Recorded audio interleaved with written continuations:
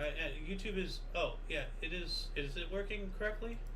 I think it is now. I'm not entirely sure. Anyway, good morning, hello, and welcome to This Date in History, aka TDH. This show is about. What is this show about? Where is it? What happened to date throughout the annals of recorded history. Join us as we delve into yesteryear, not only for important and interesting happenings, but to possibly even answer questions you don't realize you have. Anyway, I am A.O. Xander, and hopefully sooner rather than later we'll be joined by the Golden Loon. So, and of course, you viewer are you. And thank you very much for coming in and joining us. Today is Moon's Day, aka Monday, September 2nd, 2024. So let's jump into the history today, shall we? As I slowly try to get all this stuff organized here. Is the music playing? The music is playing. All right. So, starting us off in the year 44 BC, Queen Cleopatra VII of Egypt declared her son Caesarion co-ruler as Ptolemy the 15th Caesar. Ah, Caesarion, huh? Like Caesarean section? That's interesting. 44 BC as well, the first of Cicero's Philippics, the oratorical attacks on Mark Antony. He will make 14 of them over the next several months. So he's basically just out there just talking shit, you know, just like, oh, you're a horrible ruler, you know, I don't know. 31 BC, the Battle of Actium, a decisive naval battle that effectively ended the Roman Republic. Octavian's forces defeated those under Mark Antony and Cleopatra off the western coast of Greece. Ah, all right. Moving on up into 9/11. Oh, that's not good. 9/11 is actually coming up here in about 9 days. Viking monarch Oleg of Kiev, Russia, signed a treaty with the Byzantines. 1192, Sultan Saladin and King Richard the Lionheart of England signed the treaty over Jerusalem at the end of the Third Crusade. And I think we're a little bit overdue for another one of those. You know, des Volt. 1519, First Battle of Tacaigüino, San Salvador versus Mexico. Huh. Alright, that was 1519. Oh, here we go. Hernan Cortez, Spanish conquistadors fight the Texaxilians. Alright. Let me add that here really quick. So, 1519. Well, there we go. 1537, Danish King Christian III published ordinance on the Danish Church establishing Lutheranism as a state religion within its realms. I knew a Lutheran once. 1642, English Long Parliament issued ordinance ordering closure of London theatres, including the Globe Theatre, once part owned by William Shakespeare. Huh. Well, that's not too nice. I wonder why they're going around closing theaters and such. Let's see here. That is the wrong button. So, let's see. Oh, well, this just tells me about the Globe Theatre. Well, maybe it was because of the bubonic plague. Is this around the time of the bubonic plague? I think it was, actually. So that makes sense. You know, you're trying to close down public gatherings to prevent a spread and everything. Welcome to the show. Thank you. Golden Loon here. Yeah. We've already gone through a pretty substantial amount of history. You missed a Really? lot. Yeah. Oh, I'm sorry to hear that. Yeah, I am too. It's really sad. We're talking about Cleopatra, and all that stuff. So we're gonna move on up here to 1644. Robert Devereux' parliamentarian infantry surrendered to royalist forces in the Battle of Loswell. Wow. Okay. Someone taking off pedal to the metal. For half a second, I thought that was you making a sound effect or something. I was just like, okay, but because I thought you were just going oh, like in response to the article, but then it was just getting louder. I'm like, what is he doing?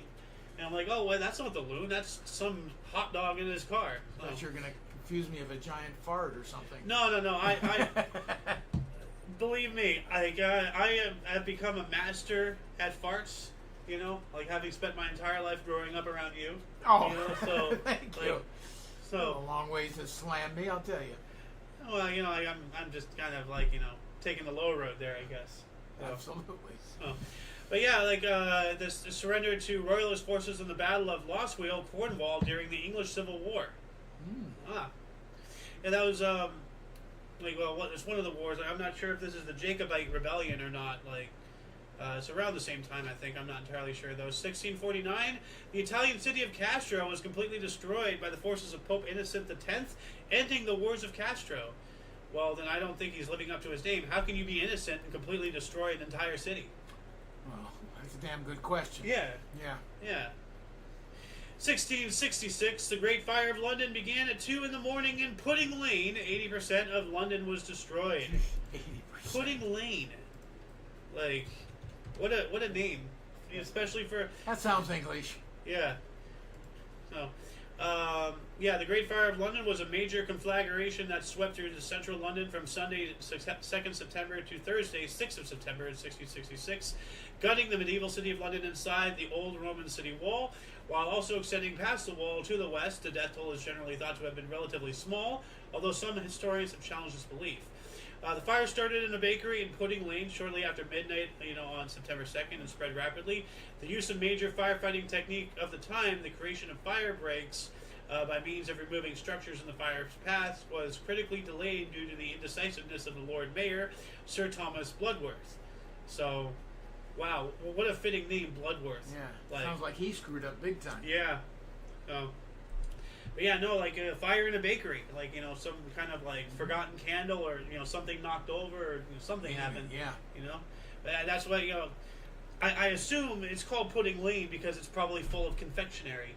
What do you mean? I mean, like, you name like a street after, like if one street was like full of various restaurants, you would name it Food Alley or something. Okay, I see what you're saying.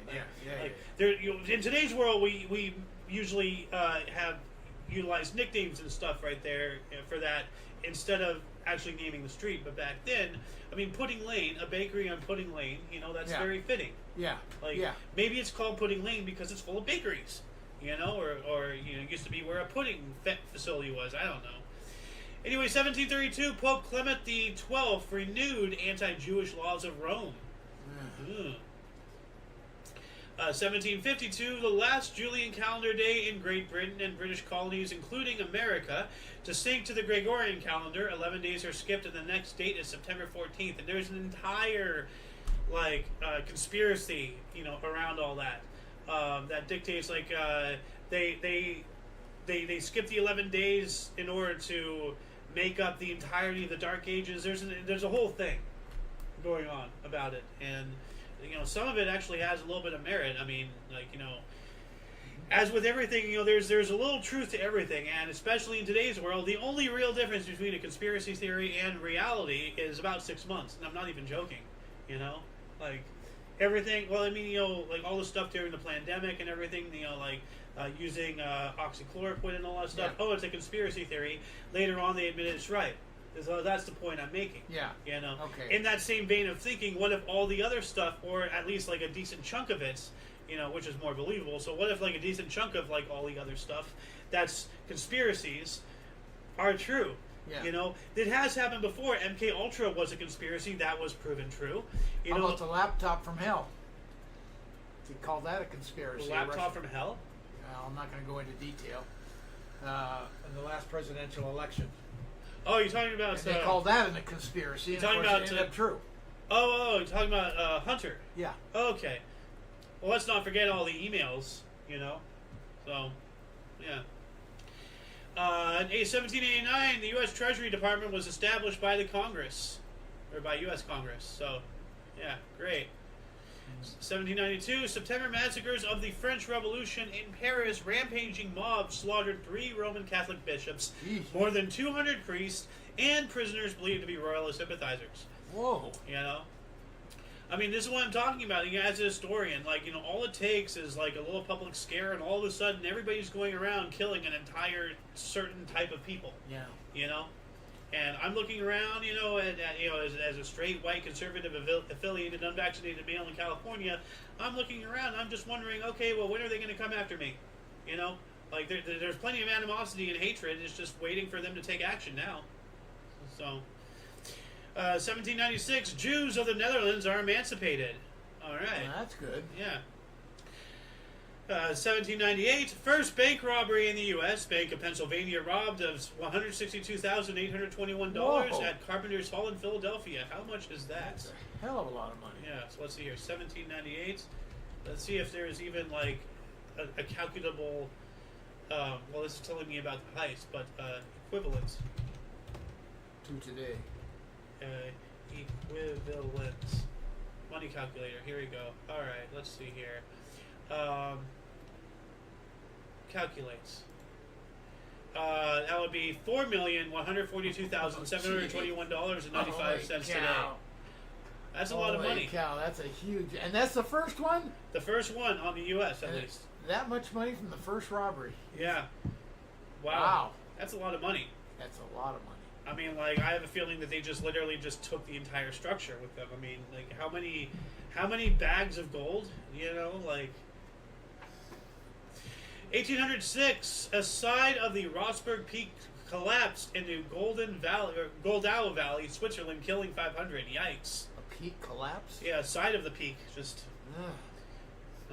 So yeah, let's see if I can like do a surface level scratch. If I can get an image of this really quick here.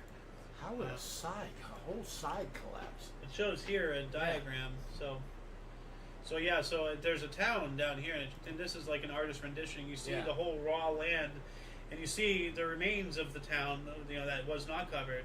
Yeah. So, just you know, a part of the mountain just came to town. Yeah. So. 1807, the Royal Navy bombarded Copenhagen with firebombs and phosphorus rockets to prevent Denmark from surrendering its fleet to Napoleon. Wow. Huh.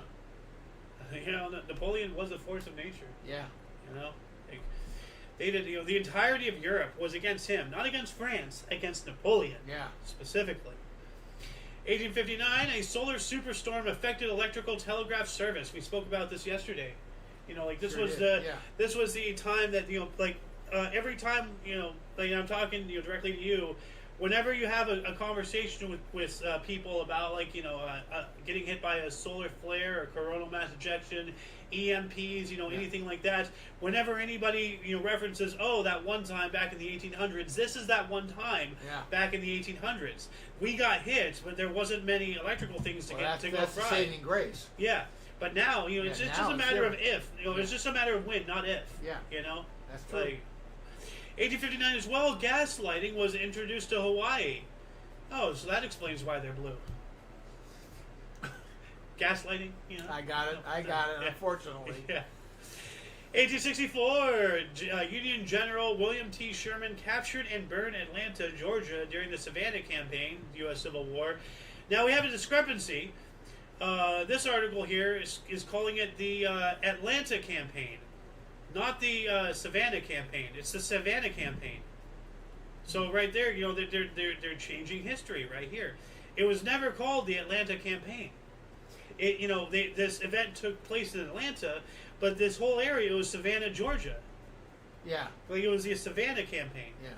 You know. And it is known as the Savannah Campaign. Yes. Regardless of this article. I've never heard it called the Atlanta Campaign before seeing this. Well, this is sloppy writing then. Yeah. Well, no. Like, you know, this right here, when it called it the Savannah Campaign, is from last year. That's what it said last year. Oh. So between last year and when I saw this year, they changed Savannah to Atlanta. Why would they do that? I don't know. Everything else is exactly the same. They just swapped this one word for another. But, you know, that's what I'm saying. Like, you know, this is all it takes. They take a little bit here, a little bit there. What's the point of that? To change history, to rewrite it. And what's the benefit of this change? I can see it if you're to make taking, ignorance. You know, something that's politically incorrect. You're taking the word out so you don't identify it as politically incorrect. But this doesn't apply to that. It's to, you know, it's you know, the only thing I can think of right off the top of my head is a gaslight campaign to make people question what they actually know. Because if it's known as the Savannah Campaign, but suddenly it's now known as the Atlanta Campaign, well, who's right? And then now we're having debates over what used to be known. You know, now we're focusing time, energy, and resources on this something completely artificially created. Do you have any other references that call it the Savannah Campaign? Well, I can just look up Savannah Campaign. Savannah Campaign. Here we go. Sherman's March to the Sea. Right there. Sherman's March to the Sea, also known as the Savannah Campaign or simply Sherman's March, was a military campaign of the American Civil War conducted through Georgia on from November 15th until December 21st, 1864, by William Tecumseh Sherman, Major General of the Union Army. Essentially, what it did was it cut the Confederacy in half, so that way supply lines and everything. Right. Like, so Sherman's March can also be the name of it. Now it's called the Savannah Campaign. Yeah, or Sherman's March as a slang. But I've never ever heard it. So now let's do this, and just bear with me for a second. Go up and search Atlanta Campaign. We should get the exact same thing, right? Atlanta Campaign. Okay. So here we go. The Atlanta Campaign was a series of battles fought in the Western Theater of the American Civil War throughout northwest Georgia and the area around Atlanta during the summer of 1864. Union Major General William Tecumseh Sherman invaded Georgia from the vicinity of Chattanooga, Tennessee, beginning in May of 1864, opposed by the Confederate General Joseph E. Johnson. But this is this is the same event, but this is a standalone. The Sherman's March to the Sea does not even say Atlanta Campaign, but Atlanta Campaign talks about the March to the Sea. So one feeds off of the other. Atlanta sounds more generalized. But I've never heard it called the Atlanta Campaign ever before in my entire life. Savannah seems more specific to that particular moment. This Atlanta, to me, and I'd have to go back and reread it more carefully. Yeah. Sounds like a more generalized moment for the area. Yeah. Am I reading that right? Yeah. Okay. Like I would say. Yeah. Enough. What else do we got here? 1867, the first girls' school opened in Haarlem, the Netherlands. Well, I guess like the first girls' school in the world, I'd assume. Well, you'd have to assume that because they're not talking specifically here. But first girls' school. First girls' school. Timeline of women's education. Okay, let's see here. Blah blah blah. The timeline. Yada yada yada. Okay, where's all right, well, we have 2500 BC in ancient Egypt. We have Pisheshet, known as the overseer of female physicians. So I guess that would be the first girls' school. So I guess this is just the first girls' school in the Netherlands. Probably. So, in Netherlands. I'll just put a question mark in there. So, in Netherlands, ... ellipses, question mark. Okay, that's good enough. In 1870, Napoleon III surrendered to Prussian armies at the Battle of Sedan. And he was the grandson of Napoleon Bonaparte. Napoleon Bonaparte, Napoleon I, the second, the third. Yeah, true. That's obvious, Yeah. We have a monarchy going on here. 1878, Surrey left-arm, slow round-arm bowler Ted Barkat took 10-43 for the Players in Australia's first innings in a cricket tour match on his home ground at the Oval. Antenna caught or stumped. Australia won by 8 runs. Crikey. And this is a visual representation of the loon whenever I mention cricket. He just jumps in anger. Do you see this? I do. I collected that just for you. Thank you so much. Aren't I such a loving son? Yes. 1885, in Rock Springs, Wyoming, 150 white miners who were struggling to unionize so they can strike for better wages and work conditions attacked their Chinese fellow workers, killing 28, wounding 15, and forcing several hundred more out of town. At the end of the day, they need to make money too, and getting rid of, any form of rivalry or anything like that, or any competition is the word I'm looking for. There you go, yeah. 1894, between now and the 3rd, so between today and tomorrow, the Amsterdam Municipal Theater opens. That's weird. I wonder why it took 2 days, or maybe they had a whole special thing or something going on. Let's see, what else do we got here? 1894, forest fires destroyed Hinckley, Minnesota, causing 600 deaths. Ooh. Jeez. That's a yikes. Destroyed Hinckley. Yeah. Man. Oh. I wonder if Hinckley is if they rebuilt it, or if it's I don't know. See, I've never heard of it. I have no idea. Well, let's see here. Let's just Hinckley, Minnesota. Let's just look this up here really quick if it's still around. Okay, yeah, it's still around. So, they rebuilt it then. Well, it might not be the same one. They might have built a town somewhere else and named it Hinckley. True. So, and we don't have the time to do a whole in-depth analysis. So, if anybody, here we go, challenge to the viewers. If anybody wants to look into it, is this the same Hinckley that this is? did they rebuild it? Because this is destroyed. It says destroyed, but not completely. But but it doesn't say it was or it wasn't completely destroyed. It just says destroyed. Yeah. So, 1897, Macau magazine was first published. All right. Never heard of it. Yeah. Well, you've heard about this next one. 1898, the machine gun was first used in battle. Ooh. Yeah. Now, something really interesting about the machine gun is like one of the earlier machine guns, the pickle gun or pucket gun. There's pucket gun, puckle gun. That's what I'm trying to find. Puckle gun. P-U-C-K-L gun. What's really interesting is the designer of the puckle gun had two types of ammunition. Okay, we have here like the generalized, like we have round ammunition and everything. Yeah. But what's interesting is the puckle gun square ammo. They had various ammo types, but they designed because here's one like heart shape, and all that stuff. Yeah. These are different, but the square ones, and this is wild. Puckle was a Christian. All right, that's gonna be important here in a second. The reason why he created the square rounds is when Christians are warring against Christians, they use the standard circle rounds. But when Christians are warring against Israel, Palestine, fucking Jews or Arabs, that's what. Okay. If Christians are fighting against non-Christians, they use the square rounds because he believed it caused more pain, and it was a way to convert people to Christianity. It's like, hey, convert to Christianity, so that way if we end up fighting you, you'll receive less pain. Wow. It was literally created to cause more pain in non-Christians. That's the entire premise of the invention of the square round for the puckle gun. Whoa. You want to talk about hate? Yeah. Crazy. But back in the day, like this was rather revolutionary. It shot 8 rounds a minute. Whoa. Now we laugh at that now. But yeah. That was back in the day where a good seasoned soldier can maybe get off 3 in a minute. Yeah. But like as it showed here, you see right here, it's designed. You position the round, you screw it in, you fire, then you unscrew, pull it, and then so it's a manual revolver. So really interesting. Anyway, moving on up, 1900, a large demonstration by nationalists in Dublin's Phoenix Park demanded that Ireland to be free of British rule. Yes, yes, yes! Just set them free, Britain. Yeah. Love of God. 1900 as well, telegraph use between Germany and U.S. began. Cool. Mm-hmm. And this is on the heels. We spoke a couple days ago about the hotline, linking the White House to Moscow. Oh, the red phone, Yeah. It actually really was a thing, and absolutely was. It was installed a couple dates ago, Yeah.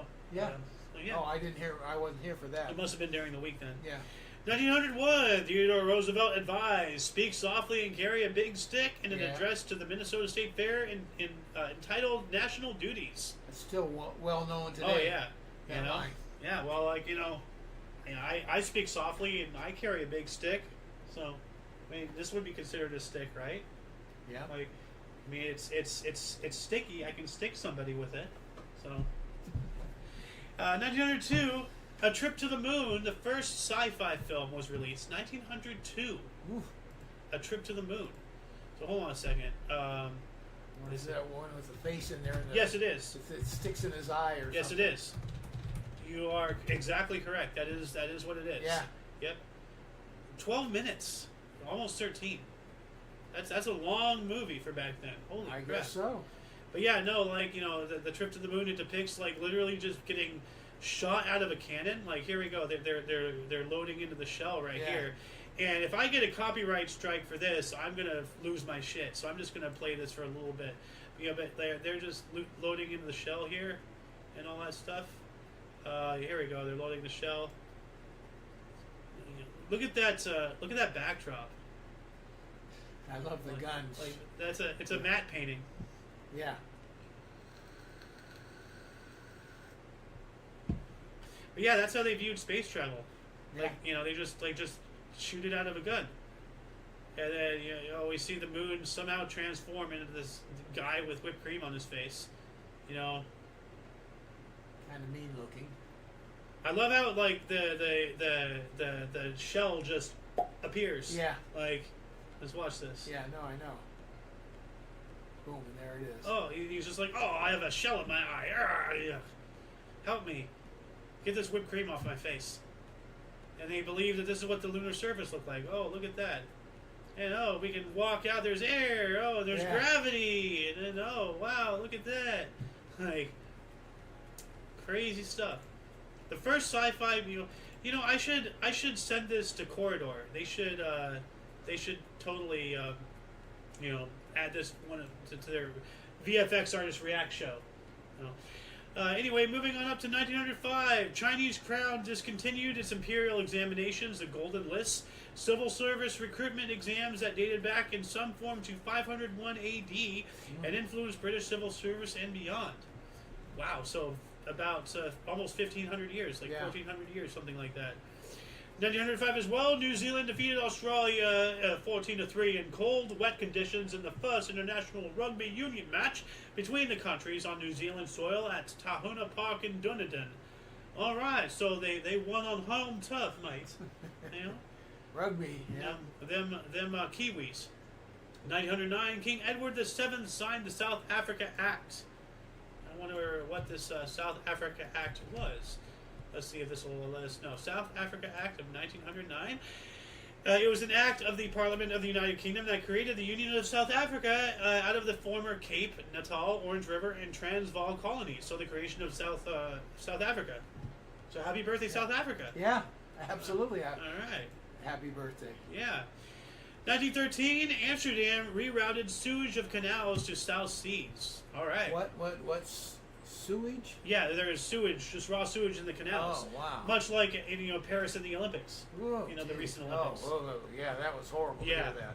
Yeah, that was sick and actually what's really funny is there's this entire thing where I'd be pissed too if I was in the Olympics and they put me through that. Yeah, well, for my event. They ended up canceling the swimming. Good, I don't blame them. Yeah, well, no, because they discovered that yes, there was indeed raw sewage in that river and everything, but what's really crazy is, and I would look it up, but well, let's see, I'll try to look it up to. Well, go ahead. What you're talking about? But basically, now the Frankens don't like Macron already. They don't like Emmanuel Macron, the current president of France. Yeah, I know who he is. Now, but what they did was, they obviously know that beforehand, that the river was polluted and everything. So, leading up to Macron's, because Macron had announced that he was, as a publicity stunt, he was going to swim in the river. Him and the. Whatever, because there was some lady, and I think Macron, it was a handful of people that did that publicity stuff. They swam in the river to prove it wasn't polluted, before the swimming event in the Olympics, and then it was since, proven that it was polluted and all that stuff, yada yada. But anyway, so the Parisians knew well ahead of time. So there was this entire thing that happened where they calculated, depending on your, where you lived, so if you live upriver by 15 miles, they figured, okay, you have to appear, you have to go and poo. People literally went and pooped and defecated and trashed the river, knowing that by the time it got to Paris, that's when Macron would begin. You get what I'm saying? Yeah. I so gotcha. For about there's a 30 miles some odd they had radius. a poop in. Yeah, there was a 20-30 miles some odd radius where all these calculations were made. Where if somebody wanted their material to be in the river at the same time as Macron, there was an app for that, so to speak. So there's a whole thing. So and a lot of people participated. Now, I could have sworn, and I didn't watch that much of the Olympics, that they interviewed some of the athletes that got out of the water and were sick, and they were really pissed about it. So, but you said they canceled it. I heard that they canceled it. Oh, okay. Or maybe they had a couple events and then they canceled the rest. I'm not sure because there was multiple events involving swimming. Yeah, in that river. Yeah, in the river, probably. Yeah. 1914, the U.S. Treasury Department established a Bureau of War Risk Insurance to provide up to $5 million worth of insurance for merchant ships and their crews. I'm pretty sure that went under really quick. When the Germans started indiscriminately sinking our ships, and they were rightfully so because despite proclaiming neutrality, we were helping one side of the war. Yeah, so we were. And the Rothschilds were helping both sides. So, 1917, Pan-Germanic and Nationalist Fatherland Party, the Deutsche Vaterlandspartei, formed by former Grand Admiral Alfred von Tirpitz. Or Tirpitz. So, and that's a big name in maritime history. Is it? Yeah, the Tirpitz was a German warship. So, obviously named after this guy. You know, kind of like how we have what was it called? The USS. Well, we have a lot of them. A lot. John Paul Jones or whatever. Anyway, 1919, Communist Party of America organized in Chicago. I think we spoke about that yesterday. Could have. Yeah. Of course, Chicago. Yeah. So, 1919 as well, Italy agreed to general voting rights and proportional representation. Hey, what a thought. Yeah. No kidding. Yeah. 1922, German President Friedrich Ebert declared Deutschland über alles, the German national anthem. I think that's the one that we all know. Let's see. Let's listen to this really quick. I'm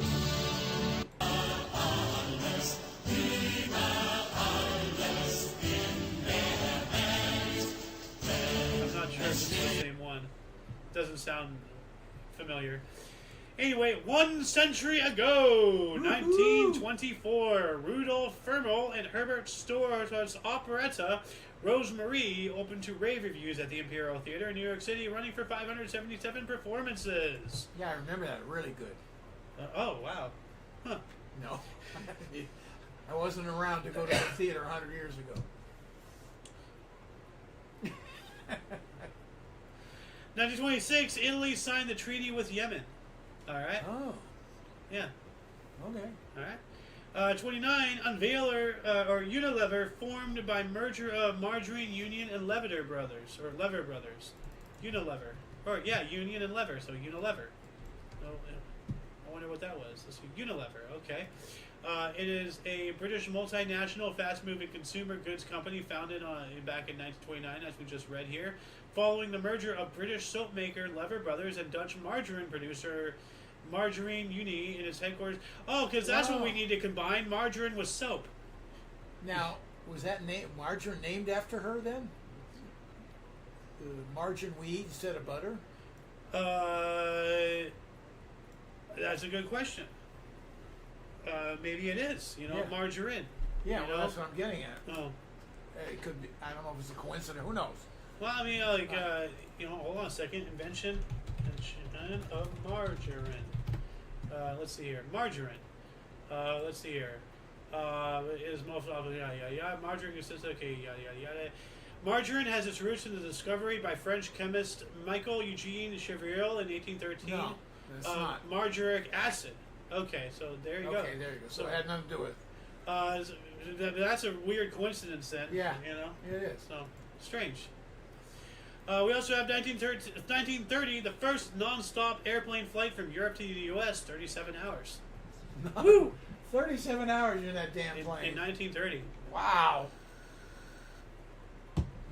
In that little rinky-dink literal can in the sky, Yeah. 37 hours of that. Yeah, no insulation, probably not pressurized, so you're probably lower, closer and everything. Hopefully they had some pressurization. I don't think by 1930. I don't know. 1931, U.S. crooner Bing Crosby made his solo radio debut on his 15 Minutes with Bing Crosby program, broadcast on the CBS network. Yeah, Bing Crosby. Yeah. 1935, the Labor Day hurricane made landfall in Florida, killing 423 people, the strongest and most intense hurricane ever to make landfall in the United States. I don't know about that. I'm pretty sure we've had some date. Well, this says, it should say to that date then, because this is a history show. I just assume anytime it says the largest, I always assume on any article like that, it's to that date. Well, a lot of articles... Because in theory, you're writing that article and you don't know what's coming in the future. Well, no, yes, but in practice, looking back in history, because there's a lot of articles here that say at the time. Oh, okay. A lot of articles, be it like sports records, world records for something like, so... because there have been even weather Well, if they records. do it consistently, it would solve the problem. Even weather, because there have been we've covered heat, rainfall and all that stuff. There have been it says state record broken in whatever or something like that. So there has like this. That'd be a good way to solve it. Yes. Well, obviously the source is headed by multiple people. They have a whole staff going on, but they don't have consistency. Yeah, but it also could have been printed 10 years ago, so you don't know what's happened in the last 10 years. Well, they do update other things, so Yeah. I've shown you, within a 24-hour period, I have the article from last night, and then since then it's changed. So they've gone over it. So whatever's ignorant is intentionally left ignorant. They go over it. It's been proven. 1936, the first transatlantic ping-pong round-trip air flight from New York to England and back began, piloted by Dick Merrill with Harry Rickman. Oh, we have Harry and Dick in the cockpit. Okay, only you would notice that. Are you accusing me of something? Like, I'm accusing you of being a knucklehead. You noticed Harry and Dick in the cockpit. That's why only you notice crap like that. Actually, you extrapolated from the Harry and Dick. 1937, U.S. Housing Authority created by National Housing Act. That's just what we need, another government branch. Afuela, afuela, afuela! What were you going to say? No, the National Housing Act is still around today. Oh, yeah, of course. Well, it never goes away. Yeah, nothing goes away. 1940, Great Smoky Mountains National Park was dedicated. All right. In fact, what I would like them to do, every new thing you bring on board, get rid of 2. Yeah. That's what I'd like to see happen. Yeah. Afuela, afuela, afuela. God, I really wish I knew that guy's name. He is the hero of mankind right now. 1941, Academy copyrighted the Oscar statuette. So the little, award. Yeah. So it is copywritten. Yeah. 1942, German troops entered Stalingrad. Ooh, bum bum bum. What was it? Behind enemy lines what was the Russian? Oh, not the Russian. It was the movie about Stalingrad. Oh yeah. What was the name? I don't know. Behind enemy lines. I'm not sure. It could have been. That sounds familiar, but I just don't remember the name. Behind enemy lines. Let's see here. 2001. I think this is the correct one. No, that's completely different. Okay. Movie about Stalingrad sniper. Enemy at the Gates. There you go. That one. There you go. Okay. All right. Now we know. That's a good movie. Really good.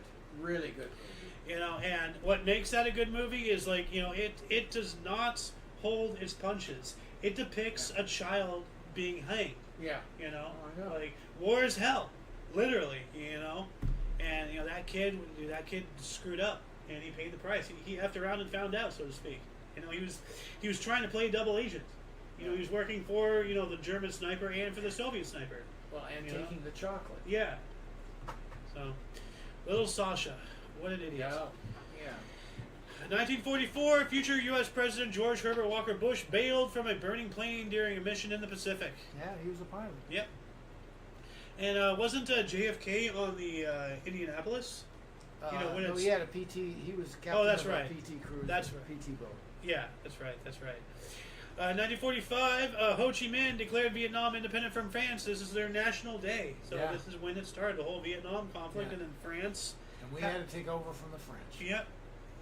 You should have known. If the French can't do it, nobody can. 1945 as well, VJ Day, Victory in Japan Day. Formal surrender of Japan aboard the USS Missouri marks the end of World War II. This is the Japanese date. The actual date is September 1st in the U.S. I wonder why there's a difference. Because of time zones. Oh, okay. Yeah. Okay. So, it would be the second, So yesterday, I don't recall us saying that yesterday. Well, no, because time zones are confusing. This is the Japanese date. So it was. Would be the third. It was the first. No, it was the first for us. They're in the future. So right now it's September 2nd in Japan. At this exact moment in time, it's September 3rd. Okay. So Yeah. Okay. yeah, if I was doing this show in Japan, I'd be talking about September 3rd, not September 2nd. Yeah. You know, so I'd be a whole day ahead of us right now. 1946, U.S. golfer Ben Hogan won the Golden State Open at California Country Club in Los Angeles, his third consecutive PGA event and 11th title of the season. Second time that year he won 3 straight tournaments. Good, this guy's on fire. Oh, he's a great golfer. Yeah. And I don't have memories of seeing him play. I just know the legend.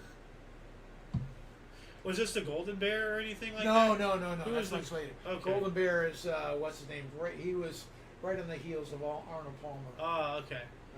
Both of them great. Arnold Palmer and the Golden Bear. I only know of the Golden Bear thanks to Balloon Shop. Balloon Shop and Philip DeFranco being the 2 inspirations that got me into YouTube back in 2005.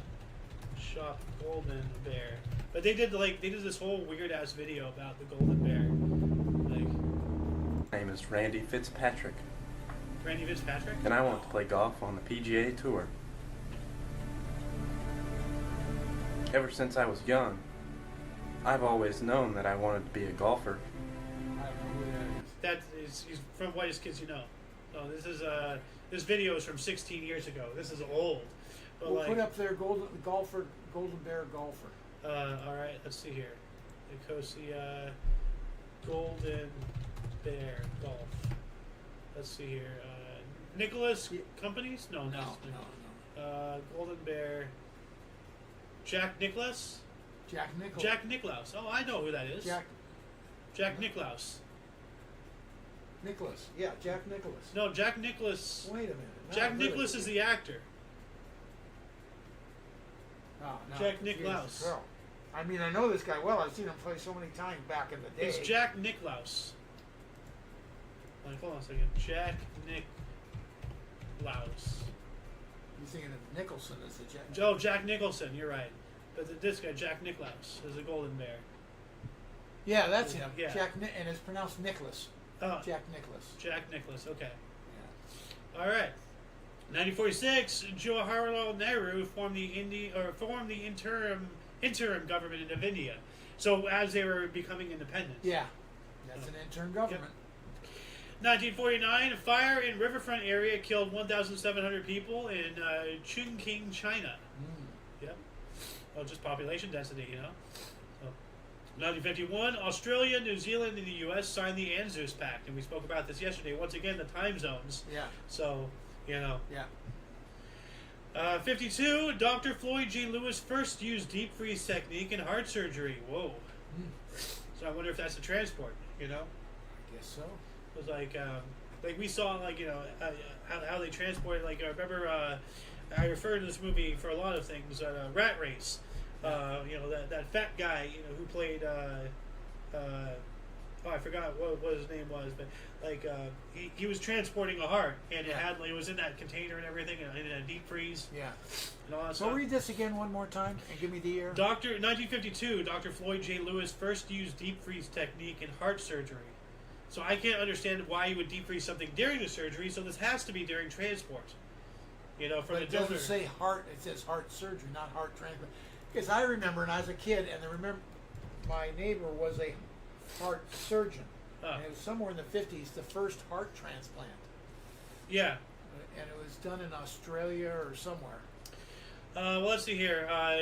Floyd John Lewis was a U.S. surgeon who performed the first successful open heart operation, closing an arterial septal defect in a 5-year-old girl on September 2nd, 1952. That's this. Yeah. For the next 3 years, Lewis and colleagues operated on 60 patients with arterial septal defects using hypothermia and inflow. So they froze to stop or slow the spread of blood, Bleeding and stuff the flow like that. of blood. Yeah. Okay. So that's what the So I was wrong. Good pull. Okay, so go up and that makes sense. I didn't know why the freezing would be. That makes sense. Okay. First heart transplant. So this was the first heart transplant. No. This was the first successful open heart operation. Yeah. September open 2nd. Heart operation. Oh. And they went in and fixed the valve or anything and First froze her. heart transplant. Took one out and put another one in. Christian Bernard. Let's see here. Was a South African cardiac performed the African, world's first human-to-human heart transplant operation. That's what I'm thinking of. December 3rd, 1967. So, way later. Yeah. I thought I was a kid. No, I was an adult. Oh. Anyways, You're still a kid. No, well. 20-year-olds are still kids. True. I view them as kids. You probably view 50-year-olds it was as kids. amazing. Yeah. The concept of that, taking one out and putting one in, are you kidding me? Oh, yeah. Yeah.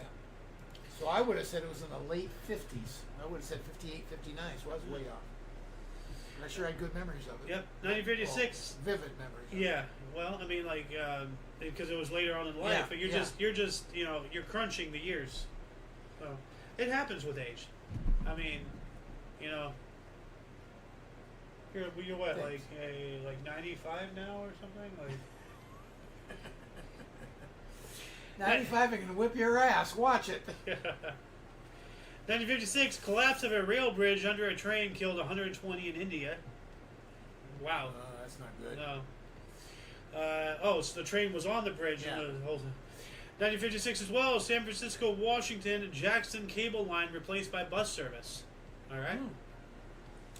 1957, Milwaukee first baseman Frank Torres scored 6 runs to tie the MLB record. Braves rout Chicago Cubs 23-10. All right. 1958, Minnesota announced a $9 million bond issue to improve Metropolitan Stadium. So, more government expenditures, on private enterprise. Yep. That's I hate that crap. So. Yeah. 1958 as well, National Defense Education Act was signed. Well, what is that? Like National Defense Education? Like, that sounds like propaganda. Like, you will, want national defense. You will want us to invade. Providing funding the United States education institutes at all levels. National Defense Education Act. But what is the military? This is propaganda. This is the military state getting into our education and propagandaing us to be, warmongers. We also have U.S. Air Force C-130A2 shot down by fighters over Yerevan, Armenia, when it strayed into Soviet airspace while conducting a SIGINT mission. All crew were lost. That's Cold War. So. Yeah. 1960, Tamara and Irina Press, Soviet Union, became the first sisters to win Olympic gold medals. Tamara won the Rome Olympics shot put one day after Irina took out the 80-meter hurdles. Wow. So cool. Yeah. Yeah. 1960 as well, the first election of the Parliament of the Central Tibetan Administration in the history of Tibet. The Tibetan community observed this date as Democracy Day. And, now they're under the oppressive regime of the CCP. Free Tibet. Free the Uyghurs. 1962, St. Louis first baseman Stan Musials recorded his 3,516th hit in Cardinals' 4-3 loss versus the New York Mets. Overtook Tris Speaker into second place behind Ty Cobb on the MLB all-time list. All right. Stan the Man Musial. Musial, that's his nickname. Yeah. Stan the Man. It's not unusual to mispronounce his last name. I don't know.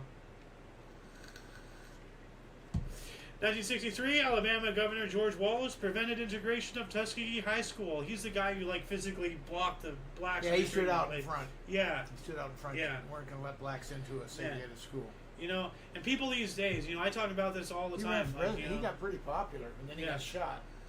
Ended up in a wheelchair. Yeah, good. No, it's never good. Well, no, I don't care what he believes. if you're a hateful person, you deserve what comes to you. But look at him. He looks nasty. He just looks nasty. 1963, CBS expanded CBS Evening News program anchored by Walter Cronkite from 50 to 30 minutes. 15? 15 to 30. I don't remember the 15, but that's right. No, a quarter of an hour to a half. Yeah, it's now 30. Still minutes. Yeah. 30 minutes today. Oh. But Walter Cronkite isn't there. I think he's dead. Probably. Let's see. He may here. not be. Let's take a look. Plenty old, but he may not be. I would say most likely Walter he Cronkite. is.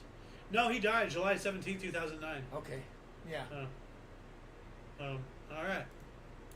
65, Chicago Cubs slugger Ernie Banks hit his 400th MLB career home run off of Kurt Simmons in 5-3 win over St. Louis at Wrigley Field. Simmons also gave up Willie Mays' 400th home run in 1963. Yeah. All Ernie right. Banks. Now he holds the all-time home run record. Oh, nice.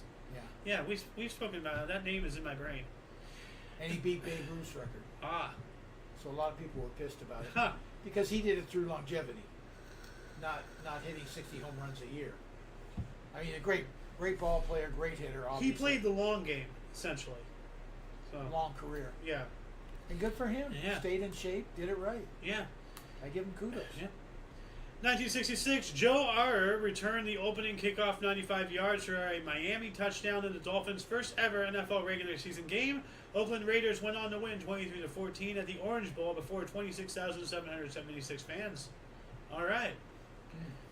1 year later, the Principality of Sealand was established, ruled by Prince Paddy Roy Bates, and the story of Sealand is very interesting.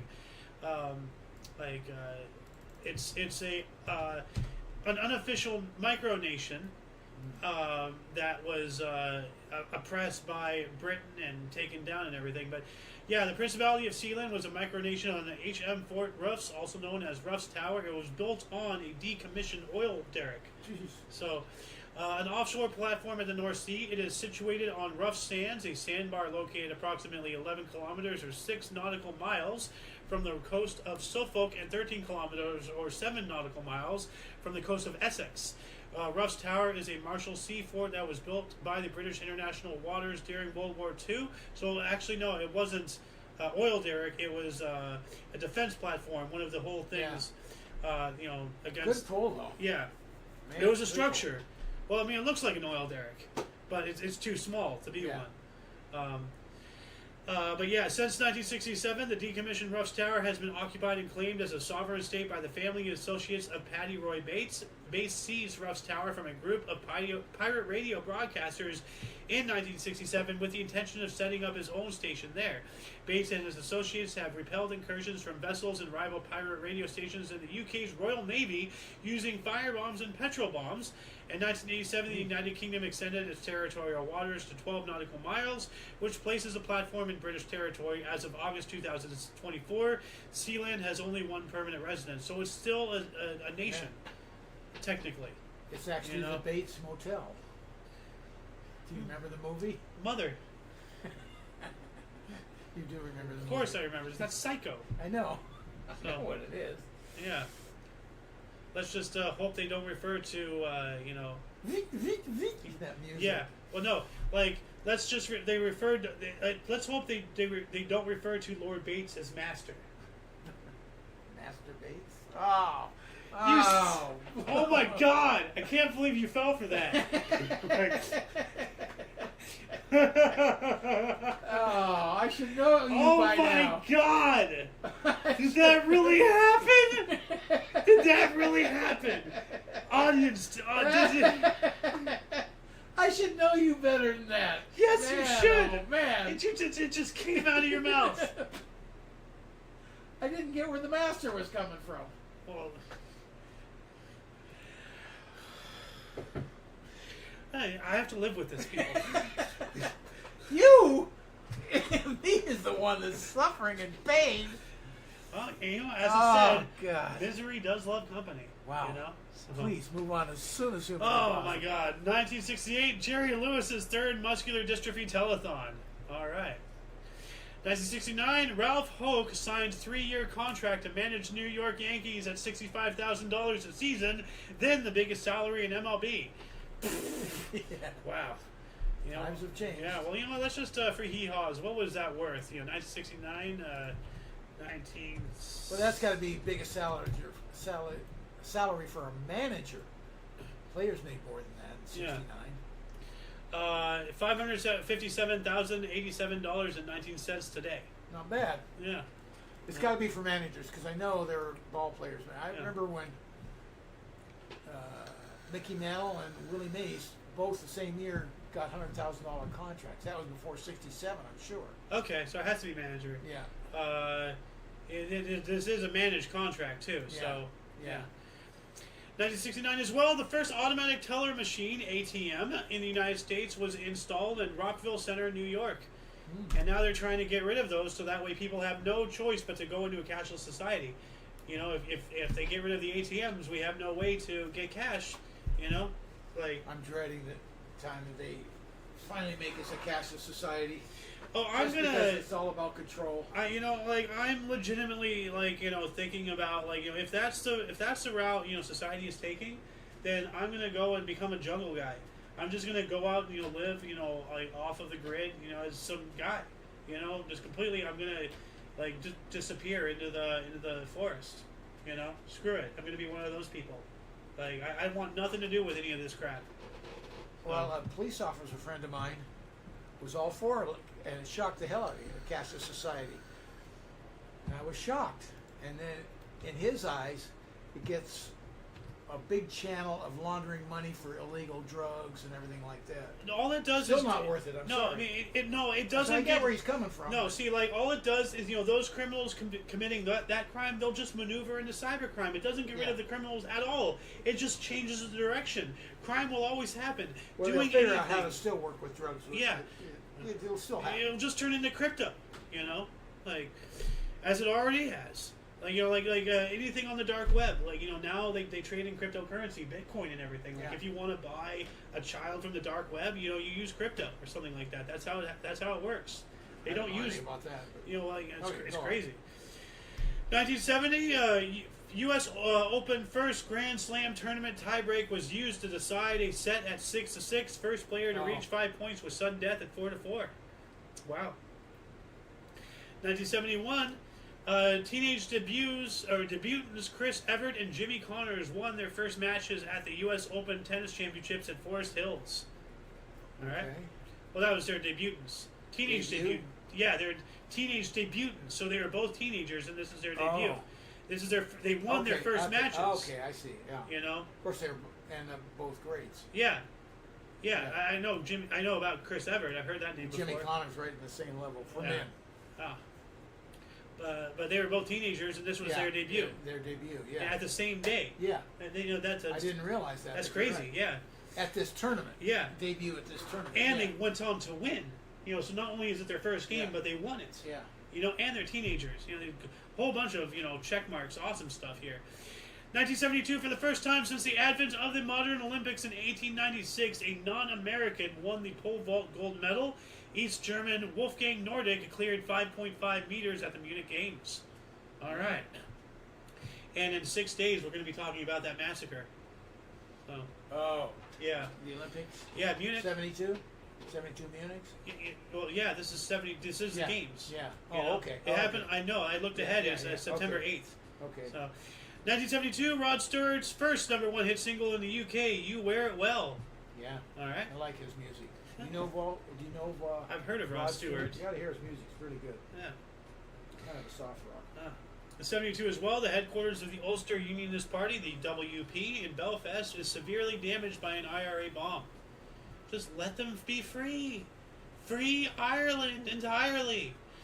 1973, Billy Martin was fired as Detroit Tigers manager due to continual differences with the front office. Went on to manage Texas, Oakland, and New York Yankees in 5 separate stints. So this guy, Rod Stewart. Okay, I've seen that guy. Yeah. He looks like just like one of the guys from Top Gear. The short guy, Hammond. He looks like Richard Hammond. Okay. Oh, hold on a second. Richard Hammond.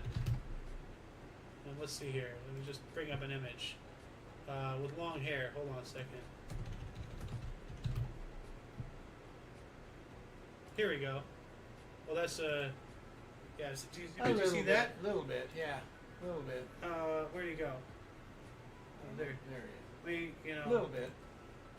Yeah, the face is different, but the hairstyle, well, yeah, no, he doesn't look at all like Richard Hammond. I'm full of smoke. I'm not good at comparing looks of people. I'm bad at that. Anyway, but yeah, Billy Martin, getting passed around like a doorknob or something. It sounds like this guy. Oh, yeah, okay. Billy Martin. Yeah. What about him? He's just getting passed around like a doorknob. Detroit Tigers, Texas, Oakland, New York. Wow. He's going all over the place. Yeah, travels a lot. Yeah. 1973, Netherlands won their first men's hockey World Cup 4-2 on penalties over India in Amstelveen, Netherlands. All right. By the way, do you even know what the term doorknob means? No. I'll tell you about it after the show. Dumb as a doorknob. Well, no, it's that's an old term. It's more of a prostitute thing. Oh.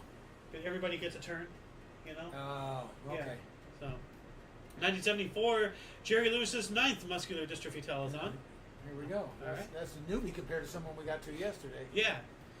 74 as well, U.S. President Gerald Ford signed Employee Retirement Income Security Act, set minimum standards for pension plans. Great. You know, this is more money, you know, from the people, and you know, this is just a siphoning bull crap. Yeah. Like, afuela, afuela, afuela.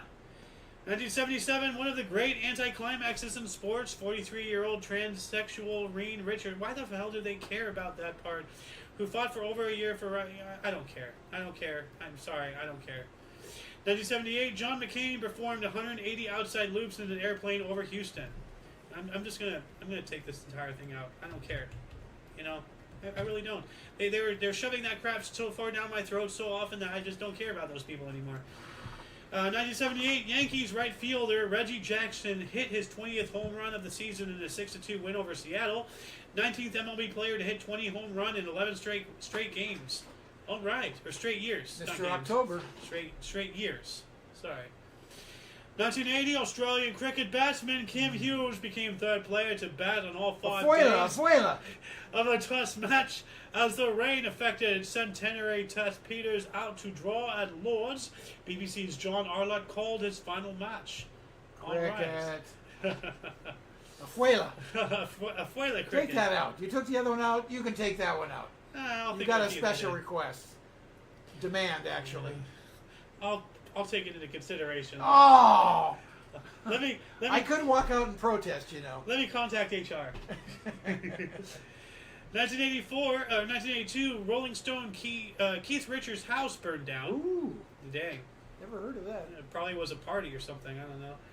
1984, revival of John Kinder and Fred Ebb's musical Zorba closed at Broadway Theater, New York City, after 362 performances, winning 1 Tony Award. Is that equal? Is that the same thing as Zorba the Greek? That was a movie. I don't know. Maybe. I wonder if Zorba the Greek was based on it. Doesn't matter. You know what? Let me look up this entire article. Zorba musical. Zorba is a musical with a book by Joseph Stein, lyrics by Fred. Yeah, adapted from the 1946 novel Zorba the Greek by Nikos Kazan. Yeah, good pull. So it is. Yeah. It's completely unexpected. Literacy thing from a Canadian. No. I mean, I'm not slamming you. I'm just slamming your people. Uh-huh. You know, like it just so happens that you were one of them. Like, funny, I'm still taking the knife out, right in the back. Yeah. Well, I mean, like, you know, we all are Greeks, right? You know, means Little Caesar. Oh. Actually, hold on a second.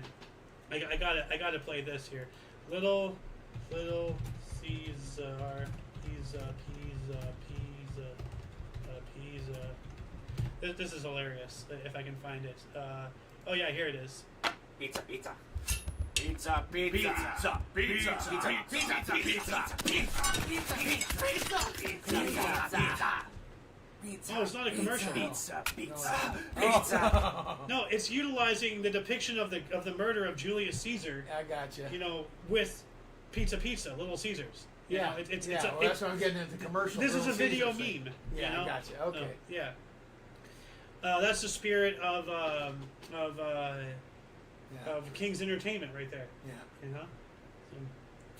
Anyway, 1985, Jerry Lewis's 20th muscular dystrophy telethon raised $33,100,000. Okay. 86, Kathy Evelyn Smith sentenced to 3 years for drug-related death of John Belushi. Ooh. Oh, because she sold drugs. Man. Well, that's not enough time. They should have, in the very least, executed her. Let the punishment fit the crime. You know. So, John Belushi, what a, bright candle in the dark. So. Food fight! You know? No. 1986, Kathy, we got that one. 1987, Donald Trump took out a full-page New York Times ad lambasting Japan. All right? I remember this was in here last year, and it's not in here this year. So at some point, our leftist source took that out to try to avoid looking so notoriously leftist. So, yeah. 87 as well, Houston outfielder Kevin Bates became the first National League player to switch hit home runs in a game twice in one season, an Astros 10-1 win versus the Cubs. Or the Cubs? The Cubs? Yeah, the Cubs. All right. We also have 87. Philips introduced the CD video. Oh. So compact disc video. So Yeah. the predecessor to the DVD. Yeah. So now using CDs as videos. Yeah. So 87 as well. Great year. Trial began in Moscow for West German pilot Matthias Rust, who flew a private plane from Finland to Moscow, USSR. So essentially their version of that one guy who landed a helicopter on the White House lawn. Remember that? Yeah. Yeah.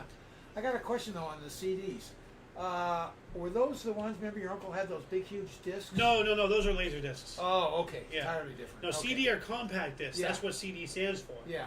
You know, True. so Okay. I don't have an example. CDs No, are. no, I I don't even got have a you. drive anymore. But yeah, Okay.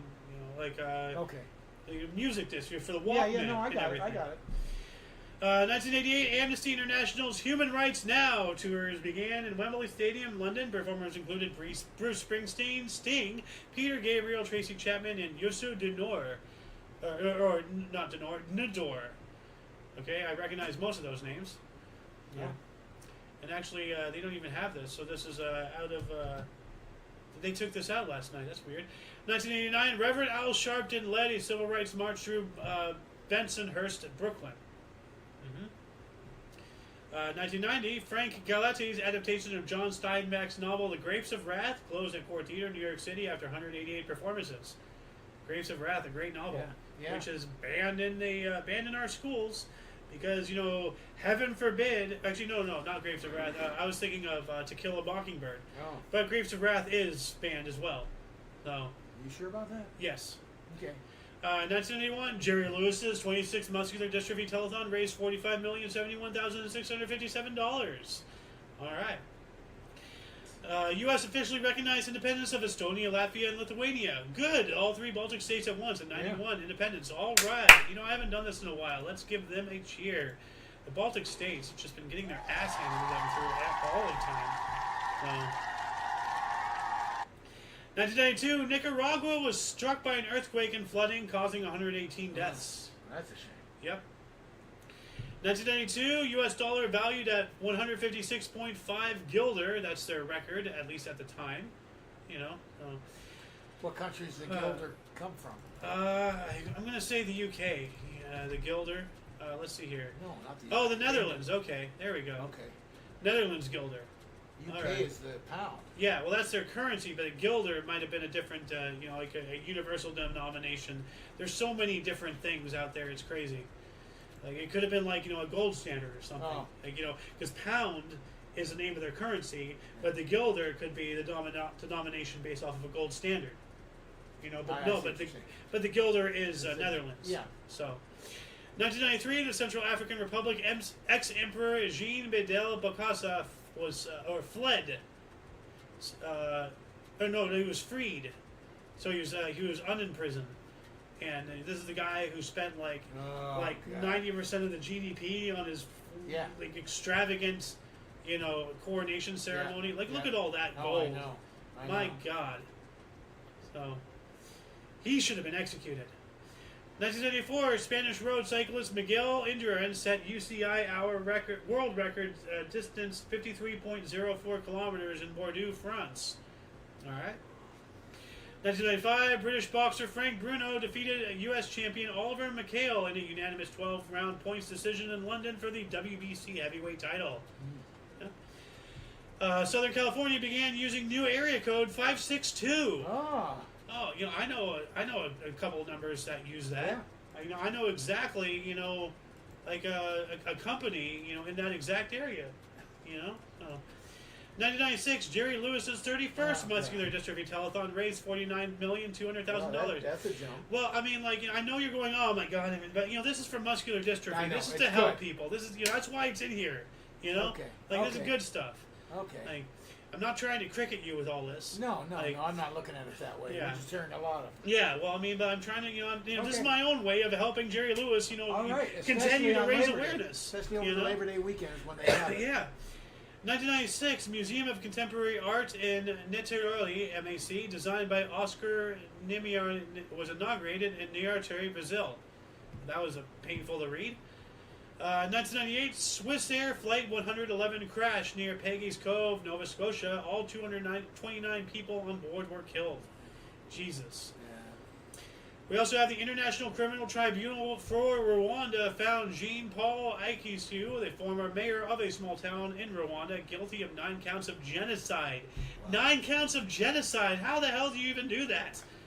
What? How do you do genocide 9 times before you're caught? God. Even Hitler was stopped at 1. Well, I mean, not 1, but, well, as far as the public's aware, they only care about 1, which is, but they don't care about the genocide against the handicapped, the genocide against, all the other, society only cares about the Jews, and the Holocaust, but it wasn't only about the Jews. But, yeah, that's all we're taught. Well, interesting. 1999, Being John Malkovich premiere directed by Spike Jonze, starring John Cusack and Cameron Diaz. And that has one of the most hilarious scenes in all of cinema history. Have you seen John Malkovich? I don't think so. Doesn't ring a bell. There's this one scene where he goes into his own head. Oh, I have seen this. Yeah. Yeah. He goes back and forth or something. No, he goes into his. Here's the scene right here. Like he goes. There's like a tunnel like in between, or there's like this compartment in between floors in this office building, and he goes into his own head, in which I'm trying to remember it. I thought he. I can't remember the movie, but I have. It's Being John Malkovich. That's the movie. Yeah. No, I know. Yeah. I'm trying to remember the movie exactly. Yeah. And, it's all about like there's weird. It's a weird movie. This guy found a portal that goes into his head. Yes, and then they can experience him. But because John Malkovich goes into his own head, it creates a quasi-universe where everything is Malkovich. Oh. Like. Okay. Like right here, Okay, I got you. He's in his own head, and he's experiencing himself as a third person in first-person view. It's weird. It's like some kind of like. Malkovich. But that's all anybody can say. It turns into a Pokemon universe where all they can say is Malkovich. And then he looks at the menu right here, and every word is Malkovich. Okay. So it's a weird-ass movie. I haven't seen it. Yeah. For sure. Moving on up into the new millennium. Home stretch 2001. German Ferrari driver Michael Schumacher won the Belgian Grand Prix at Circus de Spa Francorchamps Championships for his record 52nd F1 Grand Prix victory. 52nd F1 Grand Prix victory. 50. Wow. That's a bunch. That's a landslide, so to speak. Yeah. 2012, a decades-long ban on veiled female news presenters was lifted from state television in Egypt.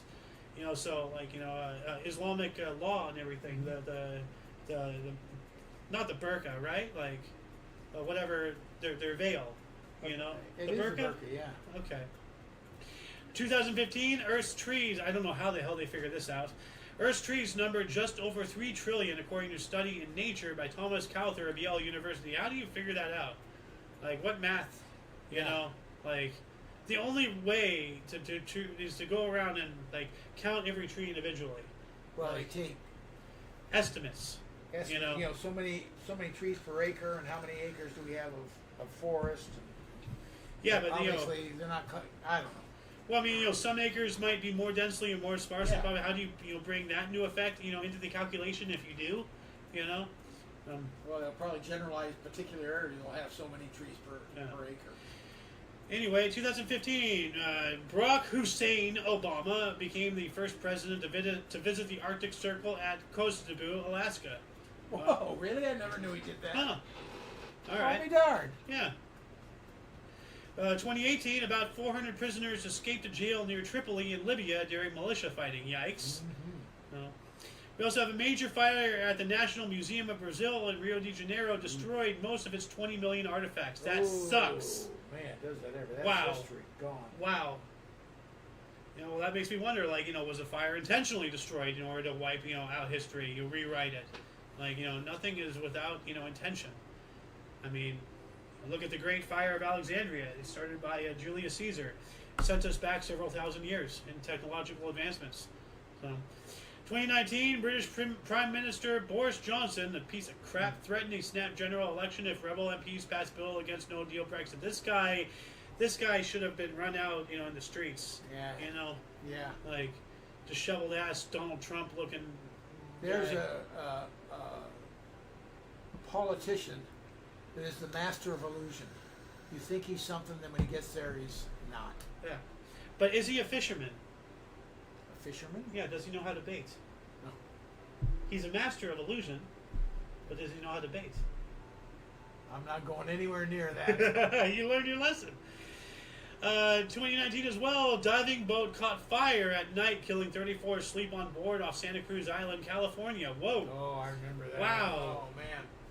I don't remember that. Oh, yeah, that was a mess. Wow. And I think some people went to jail for that to survive. Gee. Well. Or the owners of the ship Oh. or something, maybe. Maybe it's the owners of the ship that aren't on board. Well, it doesn't say all on board. It just said 34 on board. No, I think So- almost, yeah. I think there was a couple that did survive, but I think the ones that went to jail were the owners of the ship because they didn't have it up to code or whatever. Yeah. But no, I remember that well. 2019 as well, violence and looting directed at foreigners in Johannesburg resulted in 5 deaths and dozens arrested by South African police. So it sounds like they're having an immigrant crisis too. 2020, Australia officially entered recession for the first time in almost 3 decades. That's 30 years, with their GDP falling 7%. Holy crap! April to June. That's crazy. Yeah. That is outrageous. British architect Richard Rogers, designer of the Pompidou Center and the Millennial Dome, retired. Well, I want to look up. You know how I am. I'm a sucker for architecture. Yeah.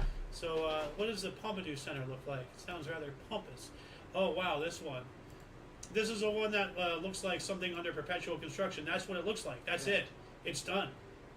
Like, those aren't... That'd be cool if that were a slide. Yeah. Well, I mean, let's not go forget... to lunch. I'm going to go to lunch and take the slide down. Downtown LA. Oh, slide. yeah, one building the other. Yeah. I'd No, like to no, go no, there. not one building the other. This is the one on the floor. top. Yeah. Yeah. Yeah. Your aunt took that. Yeah. She's a psychopath. No, I'd love to do that. Good luck. I'll meet you on the other side. One way or another, you will. Yeah. So, I mean, and what is this Millennial Dome? Let's take a look at this here. Oops. Hold on a second. That is the wrong button. There we go. All right. Millennial Dome. What is this? Oh, this one. This is the one. All these pillars. That's a cloth ceiling. Oh. So, like all of these pillars, that's holding the ceiling up. Yeah. Okay. That is the most egregious ugly. waste of like. It's ugly as hell. I'll tell you It looks that. like the top half of a frickin' bacteria. Looks like it should Or be a porcupine. corona. Should be a porcupine. Yeah. Anyways, I'm glad he retired. Yeah. Both of those are ugly. 2021, at least 43 people die as the remnants of Hurricane Ida hit the U.S. Northeast with record rains, tornadoes, and flooding, with New York and New Jersey declaring a state of emergency. I remember this. Yeah. Yeah, so- Isn't that the one where, what's it called over there? The island? Manhattan? No, not Manhattan. They were devastated over there. It's right off, it's just right across the bay from. Oh, Jersey? No, Or- something island. What is it? Staten? Staten Island. Staten That Island. just flattened. Ah. I don't know if the whole thing got flattened, but on the shore did. We have some activity from Toxic Masculinity here. What's up, dude? I'm at work. Good movie. Also a good movie. Hey, dude, just realized your video is out of center. Yeah, it is. Yeah. Let's see if I can fix this. There we go. Is it better now? Like, It's gotta be. yeah, it looks better now. So, yeah, no, I was having some weird technological problems yesterday, and somehow they snapped back to normal today, or I just fixed it now. Thank you for reminding me about that. 2022, attempted assassination of Argentina's Vice President Cristina Fernandez de Kirchner failed when the gun jammed outside her home in Buenos Aires. Wow, that's divine intervention right there. 2022 as well, Russian state-controlled energy firm Gazprom indefinitely suspended supplies of natural gas to Germany and Europe via the Nord Stream 1 pipeline amid accusations of weaponizing its energy supplies. And let's not forget, how we are the ones who bombed and destroyed that pipeline and tried to pass it off as Russia. You know, remember that? Of course. Yeah. We've been accused, but it hasn't been proven. Oh, it's so obvious. 2023, India successfully launched its first spacecraft, ADL-1, to study the sun. All right, cool. Yeah. As if India needs any help studying the sun. You know, sun hot. You know. Anyway, that shall conclude the show. Once again, please check the underbar in the description below for any links you may be interested in, including, you know, but unlimited to all things Omni Coalition. So much history has and continues to be made on a daily basis, and we can only bring you a portion. Please check our sources. For your dose of Past Fence Daily, we stream every day, or try to, at 11 in the morning Pacific Time, which is 12 noon Mountain, 1 Central, and 2 p.m. Eastern Standard Time, respectively. Most likely, I will be taking tomorrow and Wednesday off, but we'll see. Like, if I get a thing up, you know, my spine, it's just, oh, I gotta do the show, blah, blah, blah. Like, you know how I am. We do have other shows, from history to news, movie reactions and reviews, video memes, Omni Kitchen, and everything else in between with talk show. Check Underbar. For all of you and all of us, I am Xander. Golden Loon. And you, viewer, are you. Thank you so much for watching once again. And until you catch us next time, whenever that is, wherever that is, don't forget to look right and left at every intersection, rate 5 thumbs, and subscribe. Toodles! All right.